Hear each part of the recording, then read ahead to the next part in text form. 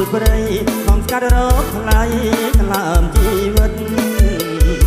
ដេញក៏នៅស្ងៀមប្រលឹងអើយហាងដូចមិនអាណិតបងណាច់បងស្កាត់គួរណាស់អាណិតស្នេហ៍បងផង